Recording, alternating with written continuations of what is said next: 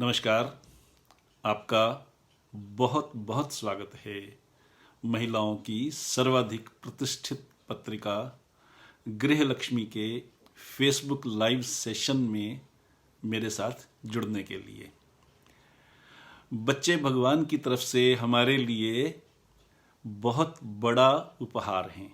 प्रकृति ने हमें शक्ति दी है कि हम परिवार आगे बढ़ाएं, बच्चों के साथ खेलकर, उनके साथ समय बिताकर, उनकी शरारतें देखकर, उनके नखरे सहकर हमें जो खुशी मिलती है, शब्दों में उसका वर्णन करना बिल्कुल मुश्किल है।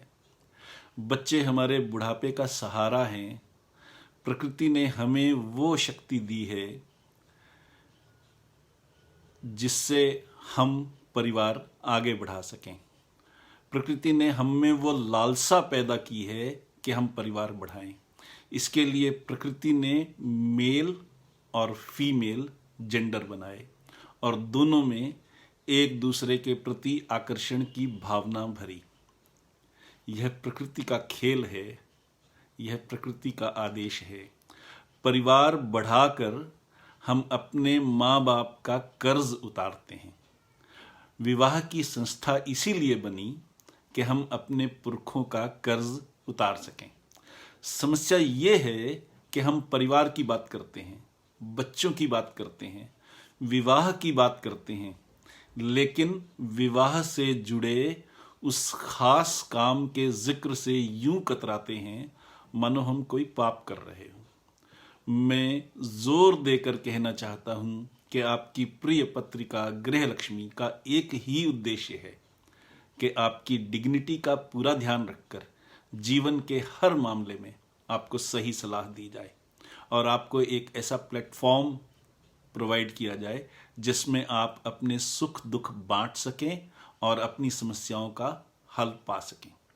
तो आज मैं जो बात करूंगा उसे हमारे भारतीय समाज में बहुत सेंसिटिव इशू माना जाता है। इसलिए बात आगे बढ़ाने से पहले मैं बहुत विनम्रता से कहना चाहूँगा कि इस धारणा ने, इस परसेप्शन ने हमारा बहुत नुकसान किया है। ये तो सीधा सा मनोविज्ञान है कि जिस बात से रोका जाए मन उधर ही दौड़ता है। परिणाम ये है कि सही ज्ञान के अभाव में युवा वर्ग पथभ्रष्ट हो रहा है। इंटरनेट, टीवी, डिस्क कल्चर और नाइट पार्टीज ज्ञान और मनोरंजन का साधन बनने के बजाय अपराध का कारण बन गए हैं। हम सब गृहस्थी लोग हैं और अपने अपने वैवाहिक जीवन का आनंद ले रहे हैं और मैं आपसे एक काउंसलर के रूप में बात कर रहा हूं, इसलिए टैबू माने जाने वाले इस विषय पर भी बात कर रहा हूं। दूसरी बात यह है कि संवेदनशील विषय वो है, सेंसिटिव टॉपिक वो है जिसे हम सेंसिटिव होने का फतवा दे दें।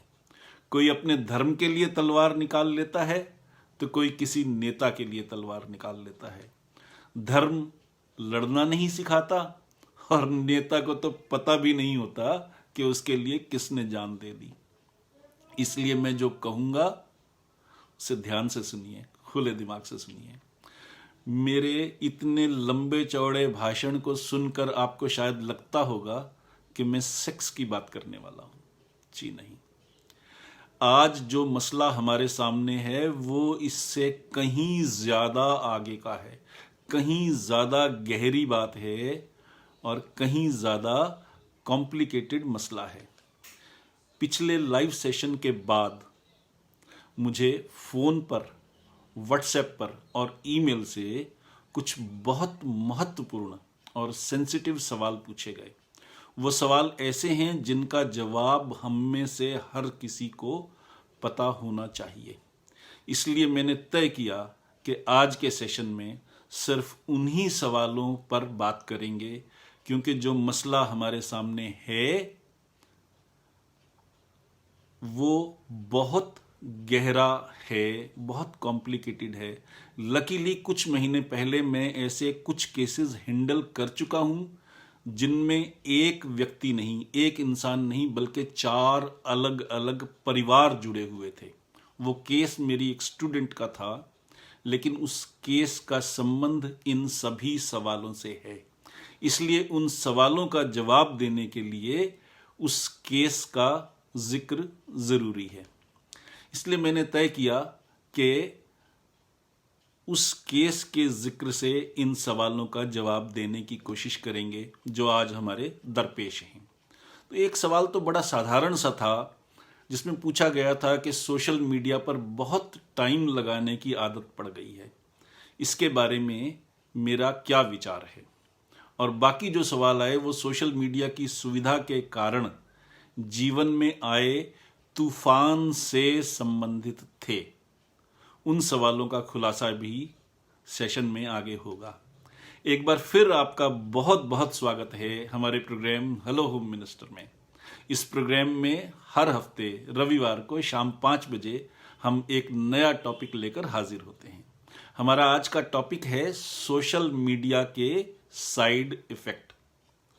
मैं हूं पीके खुराना। मैं एक integrated success and happiness coach हूं, यानी मैं यह ट्रेनिंग देता हूं कि हम सफल कैसे हों और सफलता के साथ साथ सच्ची खुशी कैसे हासिल करें। Holistic success coupled with genuine happiness. और इस प्रोसेस में मैं दिल से, दिमाग से, आत्मा से कूड़ा चुन लेता हूं। I am the rag picker of the soul. आपको मालूम ही है कि आप सबके लाभ के लिए गृह लक्ष्मी की ओर से इस प्रोग्राम को रिकॉर्ड भी किया जा रहा है, ताकि आप जब चाहें इसे दोबारा भी देख सकें, या फिर आप हमारे YouTube चैनल हैप्पीनेस गुरु पीके खुराना पर भी इसे देख सकती हैं। तो पहला सवाल था साक्षी कौशल जी का कि उन्हें सोशल मीडिया पर बहुत टाइम लगाने की आदत पड़ गई है, इसके बारे में मेरा क्या विचार है। तो साक्षी जी, मेरा जवाब ये है कि मेरे विचार का आपके जीवन में क्या अर्थ है। जीवन आपका है, अपने जीवन के गोल आप सेट करेंगी, तो आपको देखना चाहिए कि आपका जीवन किस ओर जा रहा है। क्या सोशल मीडिया पर टाइम लगाने से आपको अपने जीवन में आगे बढ़ने में सहायता मिल रही है? अगर सहायता मिल रही है और आप अपने गोल के नज़दीक पहुंच रही हैं, तो फिक्र मत कीजिए और अपना काम जारी रखिए। और अगर आपको लगता है कि इससे आपके लक्ष्य में बाधा पड़ रही है या पड़ सकती है, तो अपनी आदतें तुरंत बदलिए। याद रखिए, जीवन का हर पॉजिटिव परिवर्तन सिर्फ एक दृढ़ निश्चय से शुरू होता है। या तो आप कोई नया काम शुरू करेंगी, या फिर कोई आप ऐसे काम करना बंद कर देंगी जो आपके जीवन के लक्ष्य के पास आपको नहीं ले जाते। इसके लिए आपको मेरी या किसी और की सलाह की ज़रूरत नहीं है। अपना लक्ष्य निर्धारित कीजिए और अपने विवेक से काम लीजिए। सोशल मीडिया से आपका मनोरंजन होता है, आपको नई जानकारी मिलती है, और सोशल मीडिया से ही अफवाहों का बाजार भी गर्म होता है। सोशल मीडिया का प्रयोग आप किस उद्देश्य से कर रही हैं, ये आपको देखना चाहिए। एक डॉक्टर जिस चाकू से ऑपरेशन करके किसी की जान बचाता है, एक अपराधी उसी चाकू से किसी की जान ले लेता है। चाकू तो वही है, प्रयोग करने वाले ने उससे क्या काम लिया, ये प्रयोग करने वाले पर निर्भर करता है। एक और सवाल पूछा गया है कि ऑनलाइन डेटिंग करनी चाहिए या नहीं करनी चाहिए। तो यहाँ भी मैं यही कहना चाहूँगा कि इसमें सबसे बड़ा खतरा यही है कि सामने वाला व्यक्ति बिल्कुल झूठ बोल रहा हो सकता है वो झूठ बोल रहा हो। मैं ये नहीं कहता कि झूठ बोलेगा ही, पर चांसेस बहुत है। अपनी सही पहचान छुपा रहा हो सकता है, अपने परिवार या अपने मैरिड लाइफ के बारे में गलत जानकारी दे रहा हो सकता है, और आप भावनाओं में बहकर कोई गलत कदम उठा सकती हैं। बाद में पछताना न पड़े, इसलिए सच की जांच कर लेना ज़रूरी है। सच साबित हो जाए तो फिर आपकी इच्छा है, आप रिश्ता बनाना चाहती हैं या नहीं, ये आप पर निर्भर करता है। पूरी तरह से आप पर, आपके हालातों पर, आपके विवेक पर, आपकी स्थितियों पर निर्भर करता है। तो ये थे सिंपल सवाल, आसान सवाल, जिनका जवाब भी आसान था। लेकिन मेरे पास दो बहुत सेंसिटिव सवाल भी आए, बहुत संवेदनशील सवाल भी आए, जिनका जवाब हर किसी को पता होना चाहिए। केस ऐसा है कि मैं नाम नहीं लूंगा। मान लीजिए कि सवाल पूछने वाली लड़की का नाम रेशमा है। तो स्थिति ये है कि रेशमा की सगाई हो चुकी है, अगले साल शादी होने वाली है। तो शादी के बाद क्या होगा, इसकी तैयारी के लिए उन्होंने ऑनलाइन डेटिंग साइट्स को देखना शुरू किया। एक अट्रैक्टिव नौजवान उनको पसंद भी आ गया। पहले चैटिंग हुई, फिर मिलना हुआ, फिर आउटिंग्स का सिलसिला शुरू हो गया। पहले तो ये सब नॉर्मल था, फिर दोनों ने इकट्ठे पोर्न साइट्स देखना शुरू कर दिया, और फिर एक दिन वो सिलसिला भी शुरू हो गया जो शादी के बाद के लिए नियत है। इसी दौरान उस युवक ने रेशमा का खुद को अनड्रेस करते हुए वीडियो भी बना लिया, जिसमें वो कुछ सेक्सी हरकतें भी कर रही है। मज़े की बात यह है कि इस पूरे वीडियो में वो युवक खुद कहीं भी नहीं है। इसके बाद ढकी छुपी ब्लैकमेलिंग का सिलसिला शुरू हो गया। दोनों आउटिंग पर जाते हैं, लड़का मनमानी करता है, अनाप शनाप खर्च करता है, और बिल रेशमा भरती है। ये युवक कोई पेशेवर प्रोफेशनल ब्लैकमेलर नहीं है, पर उसे अचानक ही ब्लैकमेलिंग का साधन मिल गया है। शुरू में तो लड़की को बहुत अच्छा लगा कि वो अपने पार्टनर पर खर्च कर रही है, पर जल्दी ही समझ भी आ गया कि लड़के की डिमांड्स लिमिट से बाहर होती जा रही। रेशमा का मूड हो न हो, आउटिंग के लिए टाइम हो न हो, वो आउटिंग के लिए मजबूर है। घर में झूठ बोलने पड़ते हैं, पैसों के खर्च को लेकर झूठ बोलने पड़ते हैं, और ये झूठ कभी भी खुल सकते हैं। यहाँ तक कि अगर किसी तरह से ससुराल वालों तक भनक पहुंच जाए तो रिश्ता भी टूट सकता है। ऐसी सिचुएशन में क्या करना चाहिए, इसके दो पहलू हैं, दो अहम पहलू हैं। पहला पहलू है मॉरल करेज, नैतिक साहस, और दूसरा पहलू है कंपैशन, करुणा, यानी सामने वाले व्यक्ति के प्रति करुणा। मॉरल करेज का रोल ये है कि रेशमा को अपनी ये बात परिवार से छुपा कर रखना खतरनाक हो सकता है। रेशमा की शादी में बाधा आ सकती है, और तब ज्यादा बदनामी होगी, ज्यादा परेशानी होगी, और डिप्रेशन तक की सिचुएशन बन सकती है। ये लड़की का रोल है, रेशमा का रोल है, उसे निभाना होगा। इसलिए मॉरल करेज होना चाहिए, नैतिक साहस होना चाहिए, अपने परिवार को विश्वास में लें। इस समस्या का दूसरा पहलू ये है कि परिवार के बाकी सदस्यों में उस लड़की के प्रति कंपैशन की भावना, करुणा की भावना हो, और वो उस गलती के लिए बच्ची को माफ़ करें, उसे सुधारने में उसकी सहायता करें, ताने ना मारें। वो पहले से ही परेशान है, उसे डिप्रेस ना करें। ये परिवार का रोल है, उन्हें निभाना है। ये कंपैशन वाला रोल है जो परिवार ने देखना है।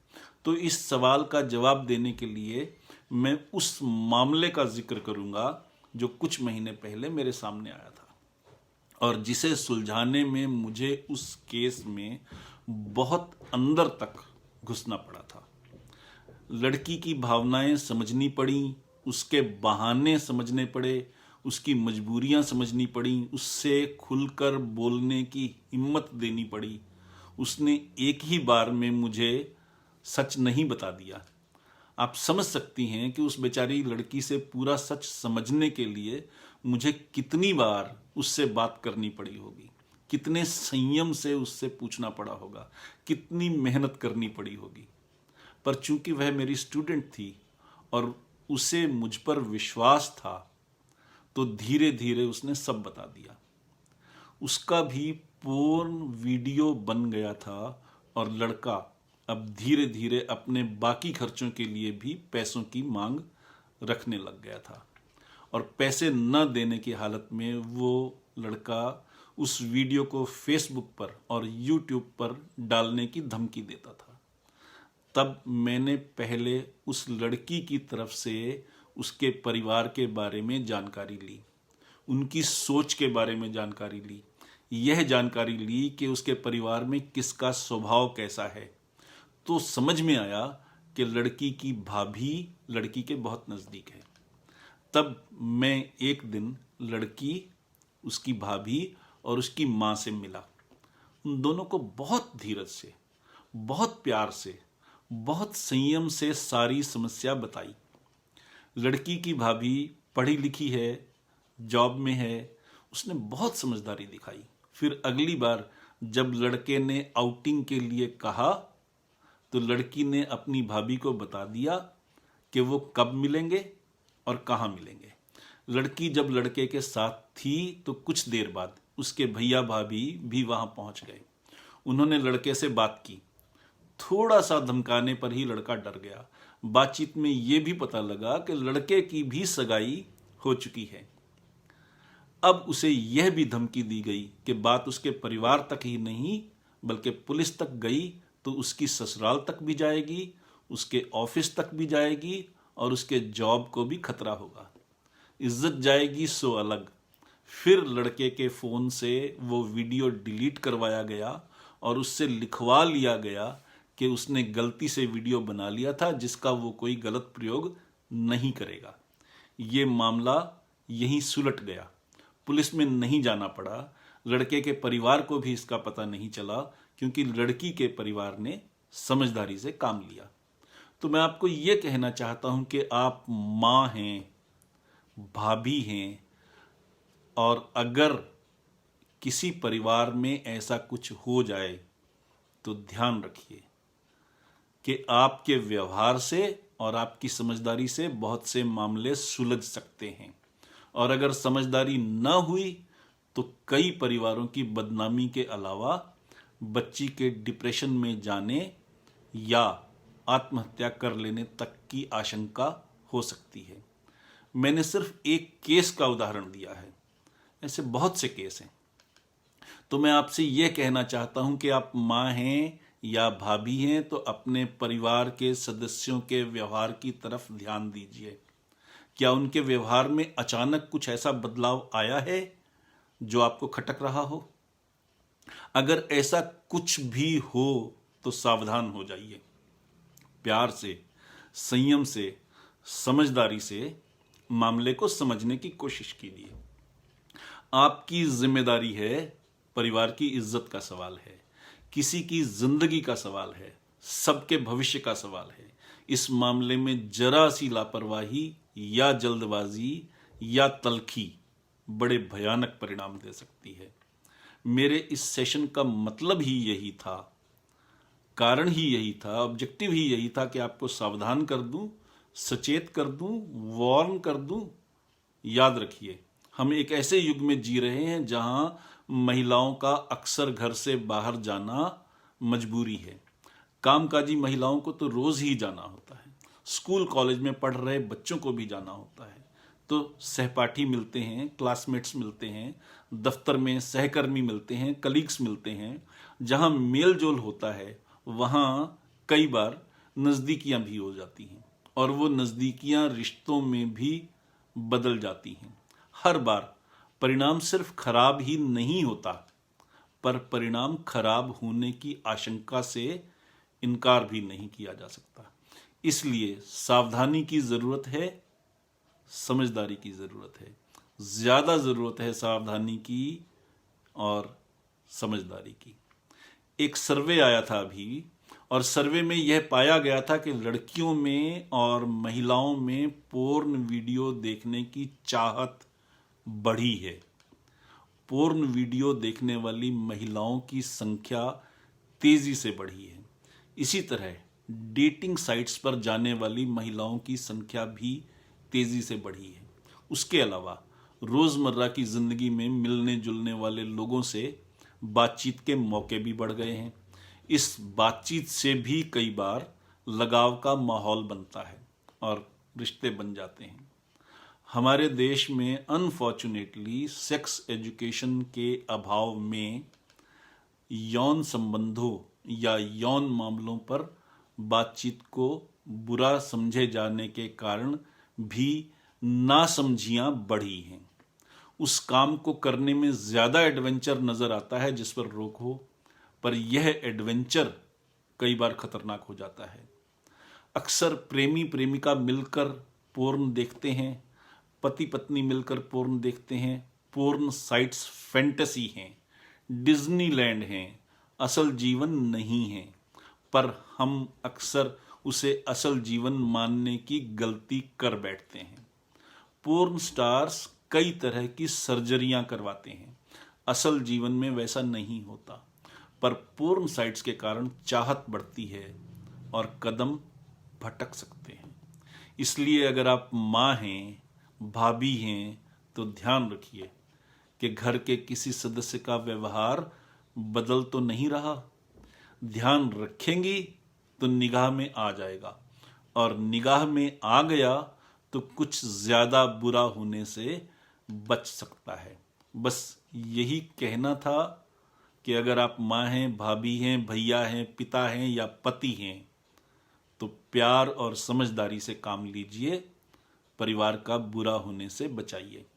अब अगली बात, अगर खुद आप, भगवान ना करे, अगर खुद आप ऐसी किसी घटना का शिकार हैं, खुद आपके साथ ऐसा हो रहा है, तो सावधान हो जाइए, जरा ज्यादा सावधान हो जाइए। परिवार में बात कीजिए, जरूरत हो तो किसी प्रतिष्ठित काउंसलर की सहायता लीजिए। खुद बात न कर सकती हो तो काउंसलर के माध्यम से बात कीजिए, पर परिवार को विश्वास में लीजिए। आपका परिवार आपका सबसे बड़ा हित चिंतक है। वो लड़ेंगे, धमकाएंगे, बुरा भला कहेंगे, पर आखिरकार आपका साथ देंगे, आपके भले की सोचेंगे। इसलिए परिवार की सहायता को इग्नोर मत कीजिए। मैं समझा ही सकता हूं, डिसीजन आपने लेना है। सवारी अपने सामान की खुद ही जिम्मेदार है। अब हम ऐसे ही एक और मामले की बात करते हैं। एक और सवाल आया था, नाम बताने की जरूरत नहीं है, हम समस्या की बात करेंगे। तो मान लीजिए कि इस केस में जो पात्र हैं उनका नाम श्रीमती पल्लवी सक्सेना है। पल्लवी शादीशुदा हैं, एक बच्चा भी है। जॉब के कारण पति से जान पहचान हुई, प्यार परवान चढ़ा और शादी हो गई। खुशनुमा जीवन था, सब कुछ बढ़िया चल रहा था। फिर पतिदेव को दूसरी कंपनी से अच्छी ऑफर मिली और उन्होंने दूसरी कंपनी ज्वाइन कर ली। तनख्वाह बढ़ी, स्टेटस बढ़ा, घर में खुशी आई। फर्क सिर्फ इतना पड़ा कि पतिदेव का ऑफिस शहर के दूसरे कोने में है, आने जाने में ही 4 घंटे लग जाते हैं। पतिदेव सवेरे जल्दी निकलते हैं और शाम को देर से घर लौटते हैं। ये मजबूरी है, पर इससे किसी को दिक्कत नहीं थी, सब कुछ ठीक ठाक चल रहा था। बदलाव सिर्फ यह आया कि बच्चा जैसे जैसे बड़ा हुआ, अपने दोस्तों के साथ ज्यादा समय बिताने लगा, घर से ज्यादा बाहर रहने लगा। तो भी सब कुछ वैसा ही था, कोई बड़ी बात नहीं थी। लेकिन तभी एक नया संयोग और हो गया। पल्लवी के ऑफिस में उनके एक पुराने सहपाठी ने ज्वाइन कर लिया, और दूसरा संयोग ये हुआ कि पल्लवी जी का वो सहपाठी पल्लवी जी का इमीडिएट बॉस बन गया। तो दोनों का आपस में ज्यादा मिलने और ज्यादा बातचीत करने का समय होने लगा।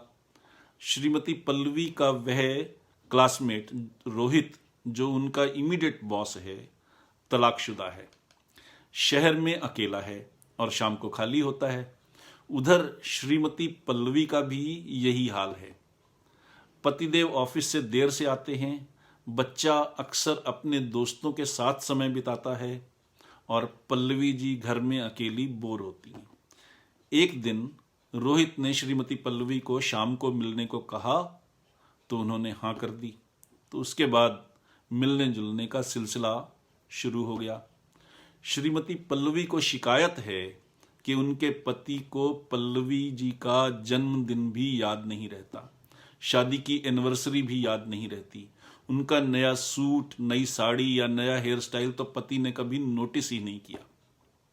पतिदेव अक्सर बात बेबात श्रीमती पल्लवी को डांट देते हैं, जबकि रोहित ऑफिस के काम में भी गलती होने पर समझाता है कि ठीक कैसे करना है। श्रीमती पल्लवी और रोहित अब इतना नजदीक आ गए हैं कि उनमें वो सब भी होने लगा है जो पति पत्नी के बीच होता है। श्रीमती पल्लवी अब बड़ी दुविधा में हैं। बच्चा बड़ा है, समझदार है, पति प्यार तो करते हैं पर लापरवाह हैं। प्रेमी प्यार भी करता है और प्रशंसा भी खूब करता है, पर श्रीमती पल्लवी के पास ना तो तलाक लेने का कोई कारण है, ना वो तलाक लेना चाहती हैं।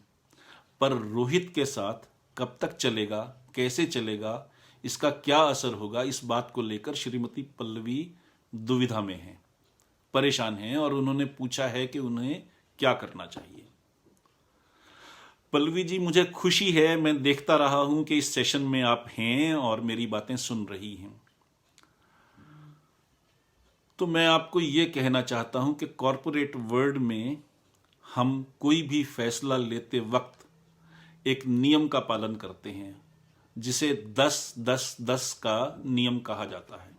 मैं उस नियम को अपने जीवन में भी पूरी तरह से अपनाता हूं। 10-10-10 का नियम का मतलब है कि आप जो भी फैसला लें या जो भी काम करें, उसके बारे में ये सोचें कि 10 मिनट बाद उसका रिजल्ट क्या होगा, 10 महीने बाद उसका रिजल्ट क्या होगा और 10 साल बाद उसका रिजल्ट क्या होगा।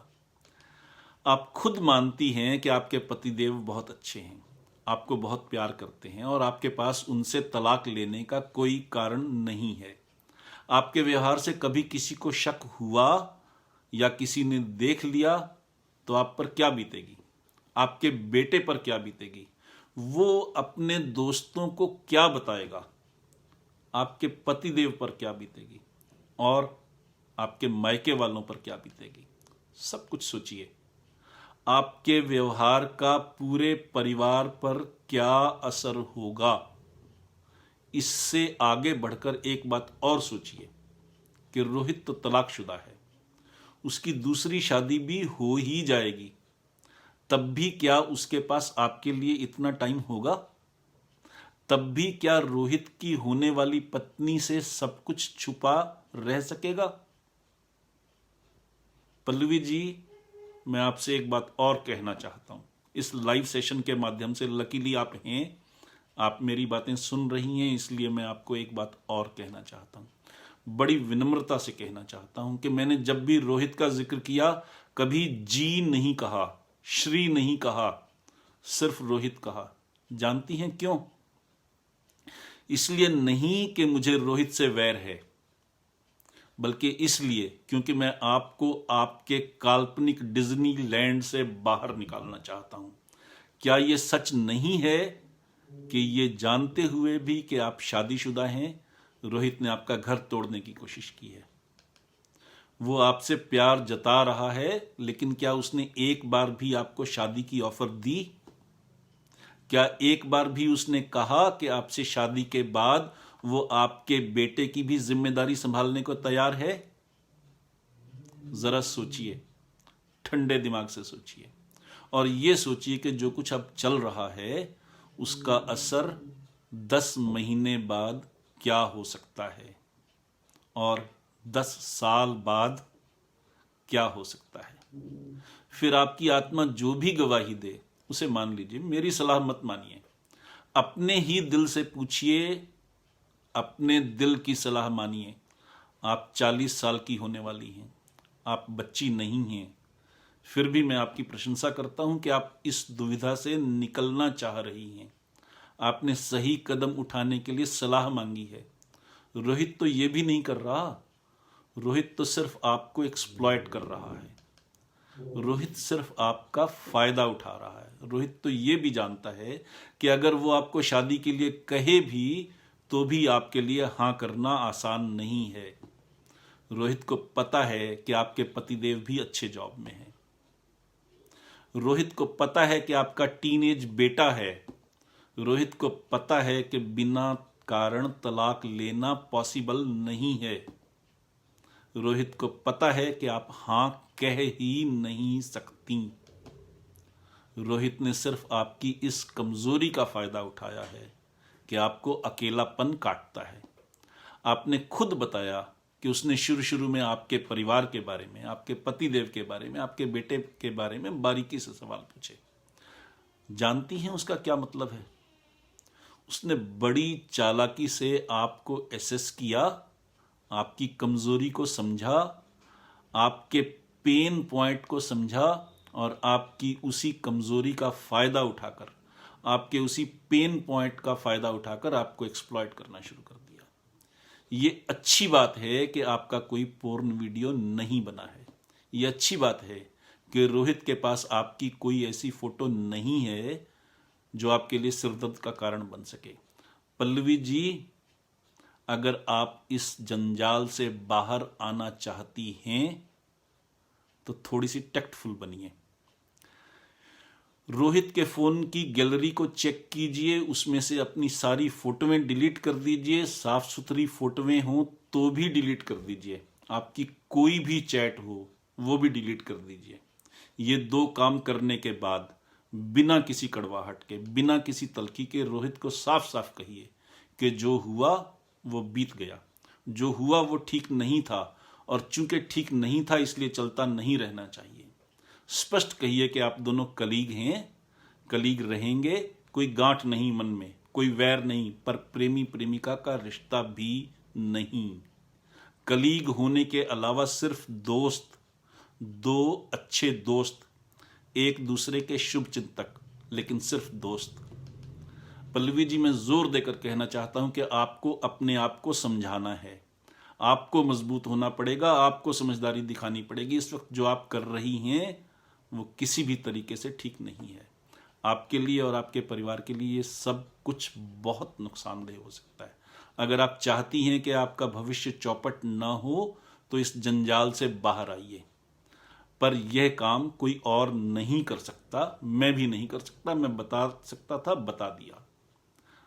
मैं बार बार कहता हूं, दोहरा कर कहता हूं, अपने लगभग हर सेशन में कहता हूं कि सवारी अपने सामान की खुद ही जिम्मेदार है। अपने जीवन की कैप्टन आप हैं। अपना जीवन आप ही संवार सकती हैं, आप ही बिगाड़ सकती हैं। रोहित का दोष नहीं है, आप फंसी हैं उसके जाल में। आपने जाल नहीं ताड़ा, आपने उसकी चालाकी नहीं समझी, आपने अपनी कमजोरी उस पर जाहिर होने दी। मैं आपको दोष तो नहीं दे रहा, पर आपको यह बताने की कोशिश कर रहा हूं कि जो हुआ उसमें जिम्मेदारी आपकी ज्यादा है और इससे बाहर निकलने के लिए भी कमान आप ही को संभालनी पड़ेगी। ये बहुत अच्छा है कि आपके पतिदेव को इसके बारे में नहीं पता है। ये बहुत अच्छा है कि आपके बेटे को इस बारे में कुछ भी मालूम नहीं है। ये बहुत अच्छा है कि आपका बॉस होने की मजबूरी के कारण रोहित शेखी बघारते हुए भी किसी को आपके और अपने रिश्ते के बारे में नहीं बता सकता। अभी दाने बिखरे नहीं हैं, अभी सब कुछ काबू में है।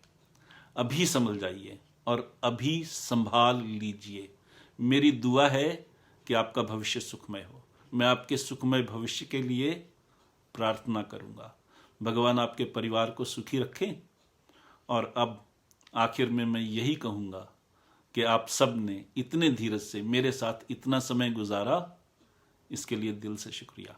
आपके मन में कोई सवाल हो, कुछ पूछना हो, बताना हो या कुछ सुझाव देना हो तो आप मुझसे मेरी मेल आईडी mail@pkk.guru या फिर हमारे नंबर 6284696674 पर संपर्क कर सकती हैं। इसके साथ ही हेलो होम मिनिस्टर प्रोग्राम का आज का टॉपिक सोशल मीडिया के साइड इफेक्ट अब ख़त्म होता है। अपने होस्ट पीके खुराना को अब इजाज़त दीजिए। अगले हफ्ते रविवार को शाम 5 बजे फिर मिलते हैं एक नए टॉपिक के साथ। तब तक के लिए खुश रहिए, स्वस्थ रहिए और जीवन का आनंद लीजिए। नमस्कार।